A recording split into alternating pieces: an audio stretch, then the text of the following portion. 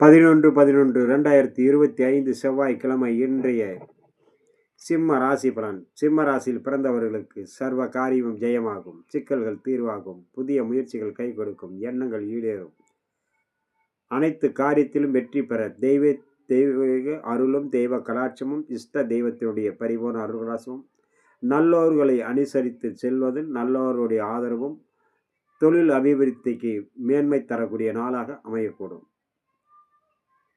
சுஸ்டர்கள் அடிக்கடி குறுக்கிடுவார்கள். சுஸ்டர்களை அடியோடு விலக்கி வைத்து நல்லோர்களுடைய ஆதரவை நாடி இருப்பது உங்களுடைய எதிர்கால நலனுக்கு அனைத்து வகையிலும் பலன் தரக்கூடிய நாளாக அமையக்கூடும்.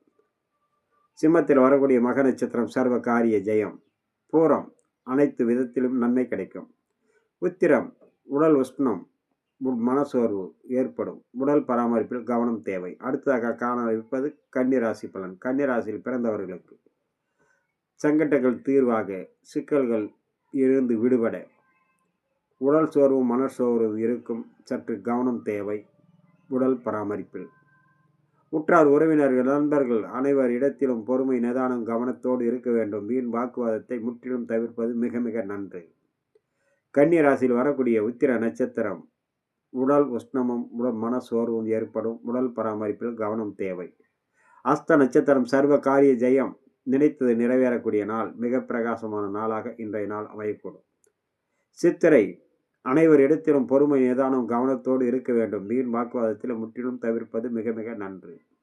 அடுத்ததாக நாம் காண இருப்பது துளாராசி பலன். துளாராசியில் பிறந்தவர்களுக்கு சர்வ காரிய ஜெயமாக, எண்ணங்கள் ஈடேற, சிக்கல்கள் தீர்வாக, பொறுமை நிதானம் கவனம் வேண்டும். வீண் வாக்குவாதத்தை தவிர்க்க வேண்டும். வண்டி வாகனங்களில் பயணம் செய்யும் போதும், உயரமான தளங்களில் கரண்டு நெருப்பு கூர்மையான ஆயுதங்களில் பணி புரியும் போதும் மிகவும் எச்சரிக்கையோடும் கவனத்தோடும் மிகவும் பக்குவத்தோடும் இருக்க வேண்டிய நாளாக இன்றைய நாள் அமையக்கூடும்.